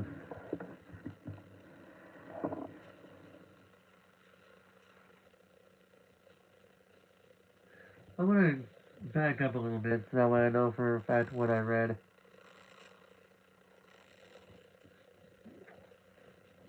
Even if this, even though there is one part that I'm pretty sure I did read, but I know the part that I know I did read, I'm gonna read after that bit, so that way I know where exactly that I've read it.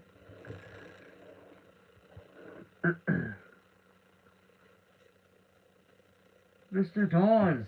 Josh exclaimed, coming up beside me. We thought, oh, Mr. Dawes, I'm so glad to see you, I cried happily, pushing open the screen door for him. Kids, you okay? He asked, eyeing us both, his handsome face tightened with worry. Oh, thank God, he cried. I got here in time. Mr. Dawes, I started feeling so relieved I had tears in my eyes. He grabbed my arm. There's no time to talk, he said, looking behind him to the street. I could see his car in the driveway. The engine was running. Only the parking lights were on. I've got to get you kids out here while there's still time. Josh and I started to follow him, then hesitated. What if Mr. Dawes was one of them? Hurry, Mr. Dawes urged, holding up open the screen door, gazing nervously out into the darkness. I think we're in terrible danger. But I started staring into his frightened eyes, trying to decide if we could trust him. I was at the party with your parents, Mr. Dawes said. All of a sudden they formed a circle. Everyone. Around your parents and me. They they started to close in on us. Just like when the kids started to close in on Josh and me, I thought. We broke through them and ran, Mr. Dawes said, glancing the driveway behind him. Somehow the three of us got away. Hurry. We've all got to get away from here. Now! Josh, let's go, I urged. Then I turned to Mr. Dawes. Where are Mom and Dad? Come on. I'll show you. They're safe for now, but I don't know for how long. We followed him out of the house and down the driveway to his car. The clouds had parted.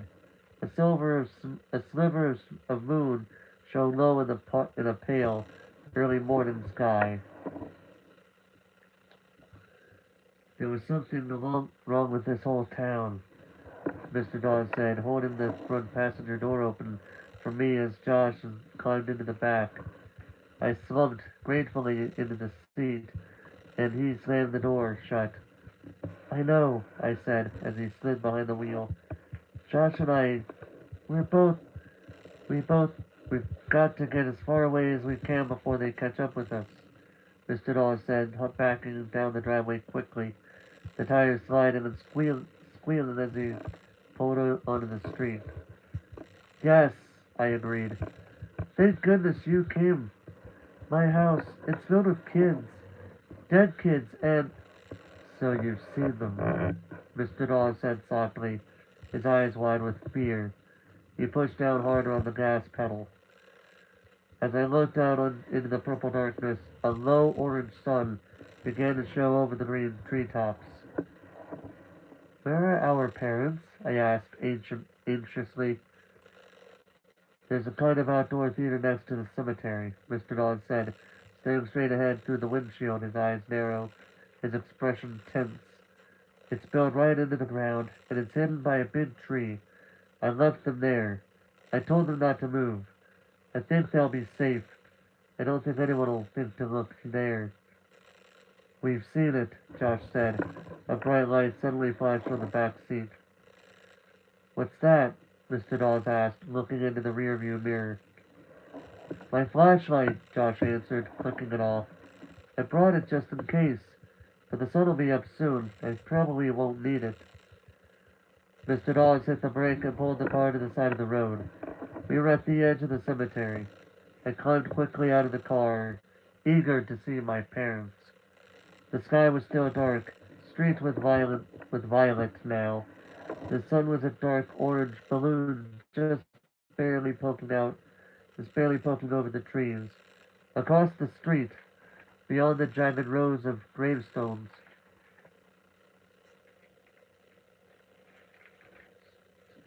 I could see the dark outline of the leaning tree that hid the mysterious amphitheater. Hurry, Mr. Dawes urged, closing his car door quietly. I'm sure your parents are desperate to see you. We headed across the street, half walking, half jogging. Josh swinging the flashlight in one hand. Suddenly, at the edge of the cemetery grass, Josh stopped. Petey! He cried. I followed his gaze and saw our white terrier walking slowly along a slope of gravestones. Petey! Josh yelled again and began running to the dog. My heart sank. I hadn't had a chance to tell Josh what Ray had revealed to me about Petey. No! Josh! I called. Mr. Dawes looked very alarmed. We don't have time. We have to hurry, he said to me. Then he began shouting for Josh to come back. I'll go get him, I said, and took off, running as fast as I could along the rows of graves, calling to my brother. Josh! Josh! Wait up! Don't! Don't go after him! Josh! Petey is dead! Josh had been gaining on the dog, which was ambling along, sniffing the ground, not looking up, not paying attention to Josh. Then suddenly, Josh tripped over a low grave marker. He cried out as he fell, and the flashlight flew out of his hands and clattered against the gravestone. I quickly caught up with him. Josh, are you okay? He was lying on his stomach, staring straight ahead. Josh, answer me. Are you okay? I grabbed him by the shoulders and tried to pull him up, but he kept staring straight ahead, his mouth open, his eyes wide. Josh?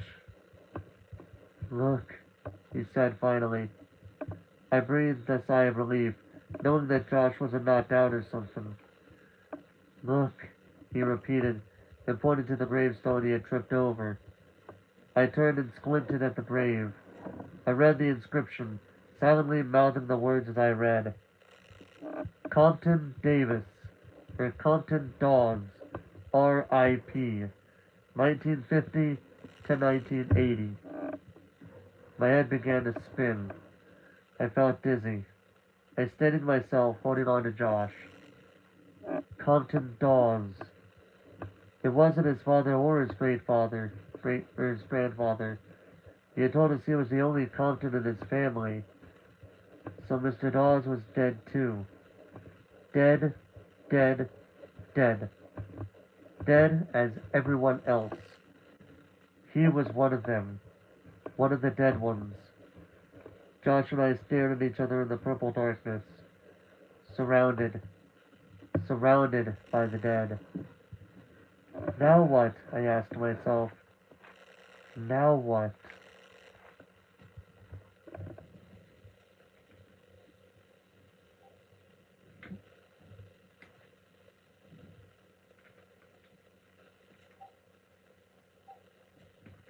Sorry about that. Didn't mean to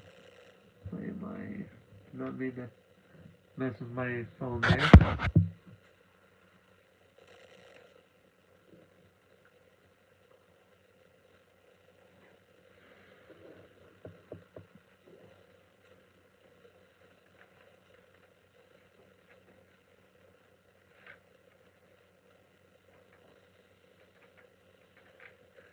Chapter 16. Get up, Josh, I said, my voice a choked whisper. We've got to get out of here. But we were too late. A hand grabbed me firmly by the shoulder.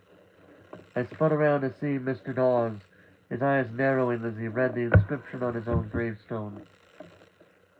Mr. Dawes, you too? I cried, so disappointed, so confused, so... scared. Me too, he said almost sadly. All of us. His eyes burned into mine. This was a normal town once, and we were normal people. Most of us worked in the plastics factory on the outskirts of town. Then there was an accident. Something escaped from the factory. A yellow gas. It floated over the town. So fast we didn't see it. Didn't realize. And then it was too late. And Dark Falls wasn't a normal town anymore. We were all dead, Amanda. Dead and buried. But we couldn't rest. We couldn't sleep. Dark Falls was a town of living dead. What are you going to do to us? I managed to ask. My knees were trembling so hard I could barely stand. A dead man was squeezing my shoulder. A dead man was staring hard into my eyes. Standing this close, I could smell his sour breath. I turned my head, but the smell already choked my nostrils. Where are Mom and Dad? Josh asked, climbing to his feet, standing rigidly across from us, glancing accusingly at Mr. Dawes. Safe and sound, Mr. Dawes said with a faint smile. Come with me. It's time for you to join them. I tried to pull away from him, but his hand was locked on my shoulder. Let go! I shouted. His smile grew wider. Amanda, it doesn't hurt to die, he said softly, almost soothingly. Come with me. No! Josh shouted, and with sudden quickness he dived to the ground and picked up his flashlight. Yes! I cried. Shine it on him, Josh! The light could save us. The light could defeat Mr. Dawes, as it had Ray. The light could destroy him. Quick, shine it on him! I pleaded. Josh fumbled with the flashlight, then pointed it toward Mr. Dawes' startled face and clicked it on. Nothing. No light.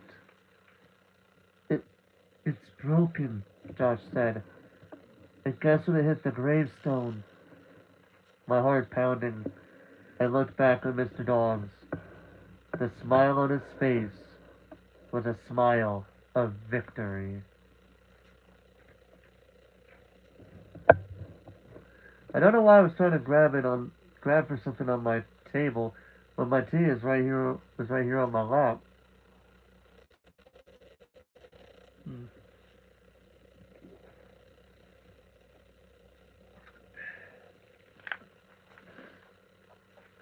Chapter 17. Nice try, Mr. Dawes said to Josh. The smile faded quickly from his face. Close up, he didn't look so young and handsome. His skin, I could see, was dry and peeling and hung loosely beneath his eyes. Let's go, kids, he said, giving me a shove. He glanced up at the brightening sky. The sun was raising itself over the treetops. Josh hesitated. I said, let's go, Mr. Dawes snapped impatiently. He loosened his grip on my shoulder and took a menacing step toward Josh. Josh glanced down at the worthless flashlight. Then he pulled his arms back and heaved the flashlight at Mr. Dawes' head. The flashlight hit its target with a sickening crack. Crack! It hit Mr. Dawes in the center of his forehead, splitting a large hole in the skin. Mr. Dawes uttered a low cry. His eyes widened to surprise. Dazed, he reached a hand up to the hole where a few inches of gray skull poked through. Run, Josh! I cried. But there was no need to tell him that. He was already zigzagging through the rows of graves, his head ducked low. I followed him, running as fast as I could. Glancing back, I saw Mr. Dawes stagger after us, still holding his ripped forehead. He took several steps, then abruptly stopped, staring at the sky. It's too bright for him, I realized. He has to stay in the shade. Josh had ducked down behind a tall marble monument old and slightly tilted, cracked down the middle. I slid down beside him, gasping for breath. Leaning on the cool marble, we both peered around the sides of the monument. Mr. Dawes, a scowl on his face, was heading back toward the amphitheater, keeping in the shadows of the trees. He's not chasing us, Josh whispered, his chest heaving as he struggled to catch his breath and stifle his fear. He's going back. The sun is too bright for him, I said, holding on to the side of the monument. He must be going to get Mom and Dad. That stupid flashlight, Josh cried. Never mind that, I said, watching Mr. Dawes until he disappeared behind the big leaning tree. What are we going to do now? I don't know. Shh. Look! Josh poked me hard on the shoulder and pointed. Who's that? I followed his stare and saw several dark figures hurrying through the rows of tombstones. They seemed to have appeared out of nowhere. Did they rise out of the graves? Walking quickly, seeming to float over the green sloping ground, they headed into the shadows. All were walking in silence, their eyes straight ahead. They didn't stop to greet one another. They strode purposefully toward the hidden amphitheater, as if they were being drawn there, as if they were puppets being pulled by hidden strings. Whoa, look at them all, Josh whispered, ducking his head back behind the marble monument.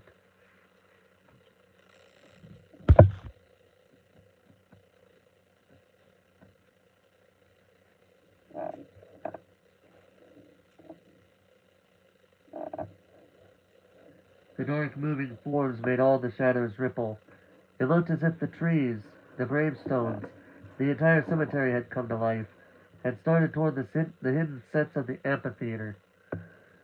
Here goes Karen, I whispered, pointing. And George, and all the rest of them. The kids from our house were moving quickly in twos and threes, following the other shadows, as silent and businesslike as everyone else. Everyone was here except Ray, I thought. Because we killed Ray. We killed someone who was already dead. Do you think Mom and Dad are really down in that weird amphitheater? Josh asked, interrupting my morbid thoughts, his eyes on the moving shadows. Come on, I said, taking Josh's hand and pulling him away from the monument. We've got to find out. We watched the last of the dark figures float past the enormous leaning tree. The shadows stopped moving. The cemetery was still and silent. A solitary crow floated high above in the clear blue cloud of a sky. Slowly, Josh and I edged our way toward the amphitheater, ducking behind gravestones, keeping low to the ground. It was a struggle to move. I felt as if I weighed 500 pounds. The weight of my fear, I guess. I was desperate to see if Mom and Dad were there. But at the same time, I didn't want to see. I didn't want to see them being held prisoner by Mr. Dawes and the others. I didn't want to see them killed. The thought made me stop. I reached out an arm and halted Josh. We were standing behind the leaning tree, hidden by its enormous clump of upraised roots. Beyond the tree, down in the theater below, I could hear the low murmur of voices. Are Mom and Dad there? Josh whispered. He started to poke his head around the side of the bent tree trunk, but I cautiously pulled him back. Be careful, I whispered. Don't let them see you. They're practically right beneath us. But I've got to know if Mom and Dad are really here, he whispered, his eyes frightened, pleading. Me too, I agreed. We both leaned over the massive trunk. The bark felt smooth under my hands as I gazed into the deep shadows cast by the tree. And then I saw them. Mom and Dad. They were tied up, back to back, standing in the center of the floor, at the bottom of the amphitheater in front of everyone. They looked so uncomfortable, so terrified. Their arms were tied tightly down at their sides. Dad's face was bright red. Mom's hair was all messed up, hanging wildly down over her forehead, but her head bowed. There is no but there. I don't know why I added that word to it. Squinting into the darkness cast by the tree, I saw Mr. Dawes standing beside them along with another older man, and I saw that the rows of long benches built into the ground were filled with people, not a single empty space. Everyone in town must be here, I realized. Everyone except Josh and me. They're going to kill Mom and Dad, Josh whispered, grabbing my arm, squeezing it in fear. They're going to make Mom and Dad just like them. And they'll come after us, I said, thinking out loud, staring through the shadows at my poor parents. Both of them had their heads bowed now as they stood before the silent crowd. Both of them were awaiting their fates. What are we going to do? Josh whispered. Huh? I was staring so hard at Mom and Dad I guess I momentarily blanked out. What are we going to do? Josh repeated urgently, still holding desperately to my arm. We can't just stand here and... I suddenly knew what we were going to do. It just came to me. I didn't even have time. I didn't even have to think hard. Maybe we can save them. I whispered, backing away from the tree. Maybe we can do something. Josh let go of my arm. He stared at me eagerly. We're going to push this tree over, I whispered, with so much confidence that I surprised myself. We're going to push the tree over so the sunlight will fill the amphitheater. Yes! Josh cried immediately. Look at this tree. It's practically down already. We can do it. I know we could do it. I don't know where my confidence came from, but I knew we could do it. And I knew we had to do it fast. Peering over the top of the trunk again, struggling to see through the shadows, I could see that everyone in the theaters had stood up. They were all starting to move forward, down toward Mom and Dad. Come on, Josh, I whispered. We'll take a running jump and push the tree over. Come on, come on. Without another word, we both took several steps back. We just had to give the trunk a good hard push, and the tree would topple over. The roots were already almost entirely up out of the ground, after all. One hard push, that's all it would take, and the sunlight would pour into the theater. Beautiful golden sunlight. Bright, bright sunlight. The dead people would all crumble, and Mom and Dad would be saved. All four of us would be saved. Come on, Josh, I whispered. Ready? He nodded, his face sullen, his eyes frightened. Okay, let's go, I cried. We both ran forward, dipping our sneakers into the ground, moving as fast as we could, our arms outstretched and ready. In a second, we hit the tree trunk and pushed with all our strength, shoving it with our hands, and then moving our shoulders into it. Pushing, pushing, pushing. It didn't budge.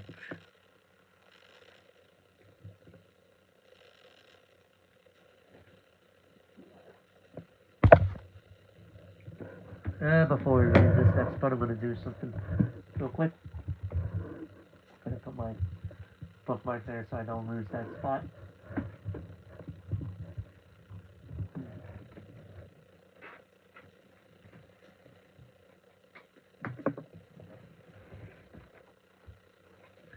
Because at this point, I don't think I need to take another drink.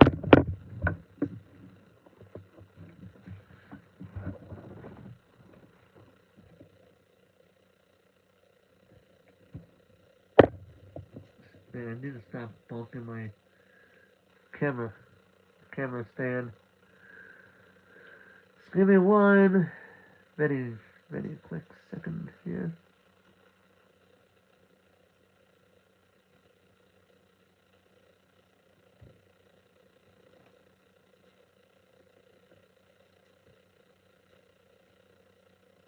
Alright, there we go. Alright.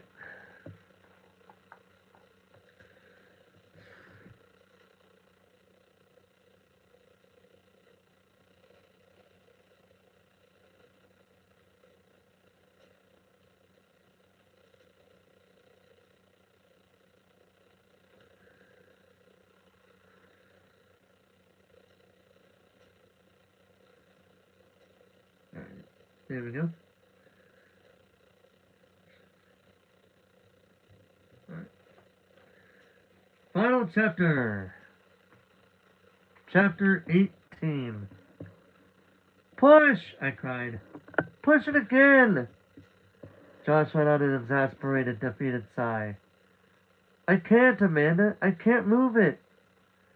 Josh, I glared at him. He backed up to try again. Below, I could hear startled voices. Angry voices. Quick! I yelled. Push! We hurtled into the tree trunk with our shoulders, both of us grunting from the effort, our muscles straining, our faces bright red. Push! Keep pushing! The veins in my temples felt about to pop. Was the tree moving? No. It gave a little, but bounced right back. The voices from below were getting louder. We can't do it, I cried, so disappointed, so frustrated, so terrified. We can't move it. Defeated, I slumped over onto the tree trunk and started to bury my face in my hands. I pulled back with a gasp when I heard the soft cracking sound. The crackling sound grew louder until it was a rumble, then a roar. It sounded as if the ground were ripping apart.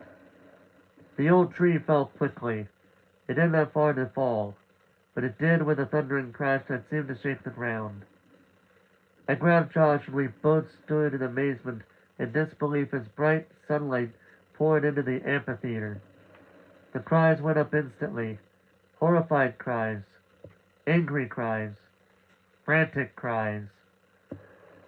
The cries became howls. Howls of pain. Of agony. People in the amphitheater, the living dead, caught in the golden light, began scrambling over one another, screeching, pulling, climbing, pushing, trying to claw their way to shade. But it was too late. Their skin began to drop off their bones and, as I stared open-mouthed, they crumbled to powder and dissolved to the ground, their clothes disintegrating along with them. The painful cries continued to ring out as the bodies fell apart. The skin melted away, the dry bones collapsed. I saw Karen Somerset staggering across the floor. I saw her hair fall to the ground, in a heap, revealing the dark skull underneath. She cast a glance up at me, a longing look, a look of regret. And then her eyeballs and rolled out of their sockets, and she opened her toothless mouth and she cried, Thank you, Amanda, thank you, and collapsed. Josh and I covered our ears to shut out the ghastly cries. We both looked away, unable to keep watching the entire town fall in agony and crumble to powder, destroyed by the sun, the clear, warm sun. When we looked back, they had all disappeared. Mom and Dad were standing right where they had been, tied back to back, their expressions of a mixture of horror and disbelief. Mom! Dad! I cried. I'll never forget their smiles as Josh and I ran forward to free them. It didn't take our parents long to get us packed up and arrange for the movers to take us back to our old neighborhood and our old house. I guess it's lucky after all that we couldn't sell the old place, Dad said as we eagerly piled into the car to leave. Dad backed down the driveway and started to roar away. Stop! I cried suddenly. I'm not sure why, but I had a sudden, powerful urge to take one last look at the old house. As both of my parents called out to me in confusion, I pushed open the door and jogged back to the driveway. Standing in the middle of the yard, I stared up at the house, silent, empty, still covered in thick layers of blue-gray shadows. I found myself gazing up at the old house, as if I were hypnotized. I don't know how long I stood there. The crunch of tires on the gravel driveway snapped me out of my spell. Startled, I turned to see a red station wagon parked in the driveway. Two boys about Josh's age jumped out of the back. Their parents followed, staring up at the house, They didn't seem to notice me. Here we are, kids, the mother said, smiling at them. Our new house. It doesn't look new. It looks old, one of the boys said. And then his brother's eyes widened as he noticed me. Who are you? He demanded. The other members of his family turned to stare at me. Oh, uh, his question caught me by surprise. I could hear my dad honking his horn impatiently down on the street. I, uh, used to live in your house, I found myself answering. And then I turned and ran full speed down to the street. Wasn't that Mr. Dawes standing at the porch, clipboard in hand? I wondered, catching a glimpse of a dark figure as I ran to the car. No, it couldn't be Mr. Dawes up there, waiting for them, I decided. It just couldn't be. I didn't look back. I slammed the car door behind me, and we sped away. And that's the end of Welcome to Dead House. While it will not be the next book that I read yet, excuse me, jeez, that was crazy. Oh man. Now while that is not the only Goosebumps book I have, can this thing exit out, please? Thank you. Jeez. I do have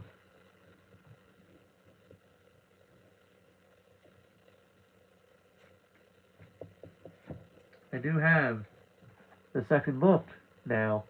It arrived at my house a few days ago. So, we're gonna hype this book up a bit, right?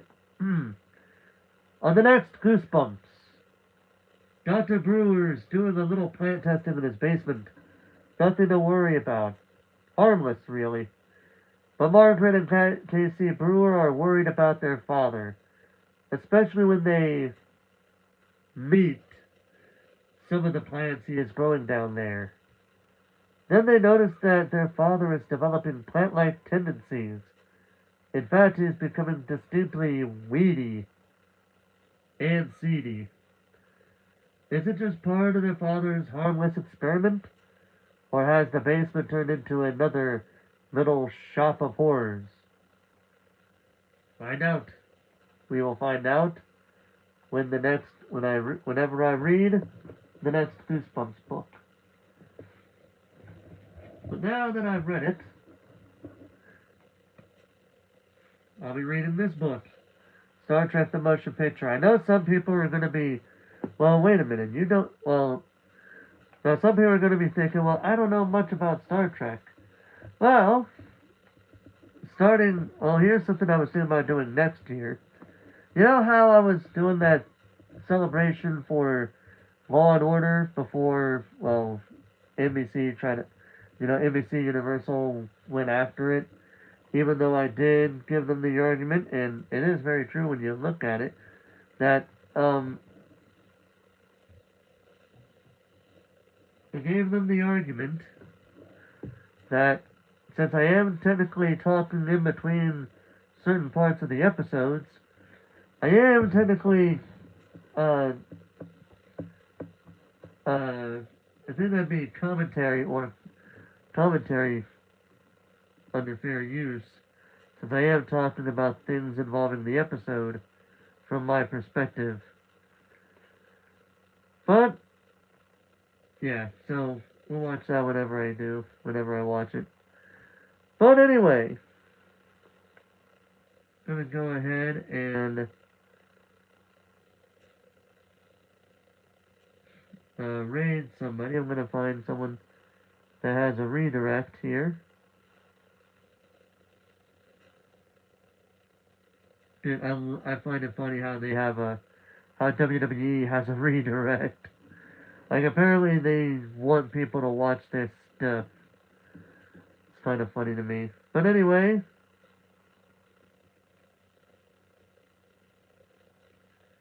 well, we already raided Beacon of Nick last night, so I'm not gonna be able to raid him again.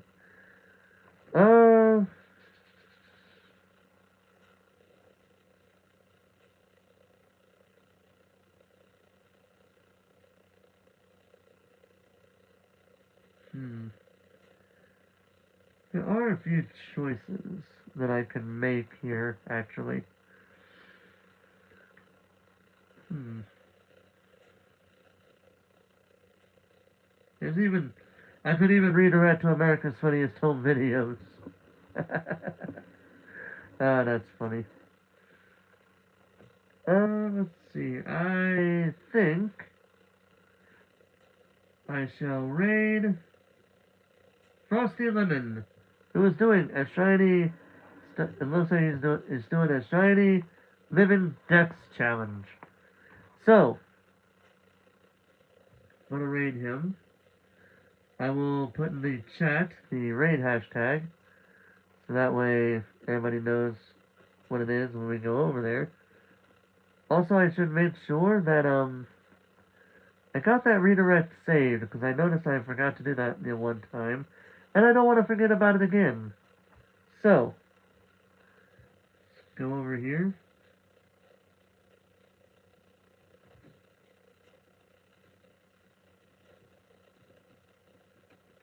So for those of you that don't know what a raid is, I just gave you guys the raid hashtag.